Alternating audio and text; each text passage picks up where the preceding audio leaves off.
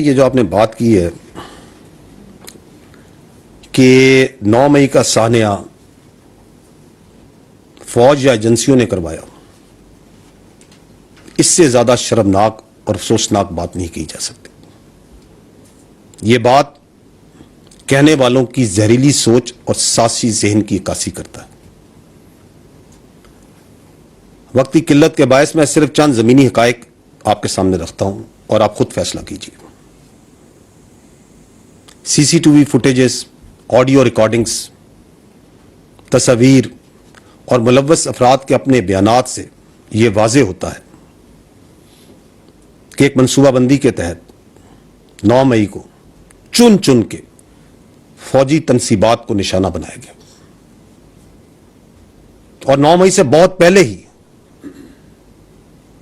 لوگوں کی فوج کے خلاف ذہن سازی کی گئی، فوجی قیادت کے خلاف ذہن سازی کی گئی۔ میں آپ سے سوال کرتا ہوں، کیا یہ ذہن سازی فوجی قیادت نے خود کروائی اپنے خلاف؟ گرفتاری کے چند گھنٹوں میں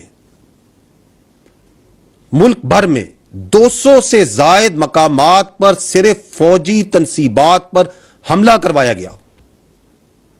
میں آپ سے یہ سوال کرتا ہوں کہ کیا راولپنڈی، لاہور، کراچی، چک دیرہ، ٹمر گرہ، ملتان، فیصل آباد، پشاور، مردان، کوئٹہ، سرگودا، میاں والی اور بہت سی جگہوں پر کیا فوج نے اپنے ایجنٹس پہلے سے پھیلائے ہوئے تھے؟ میں آپ سے یہ سوال کرتا ہوں، کیا فوجیوں نے اپنے ہاتھوں سے اپنے شہداء کی قربانیوں کو جلایا؟ میں آپ سے سوال کرتا ہوں، کیا ہم نے اپنے فوجیوں کے ہاتھوں سے اپنے دفاع پاکستان کی علامات کو گروایا اور جلوایا؟ آپ مجھے اس بات کا جواب دیں کہ پاکستان کا فخر یوم تکبیر پشاور میں، اس کو کیا فوجیوں نے جلایا؟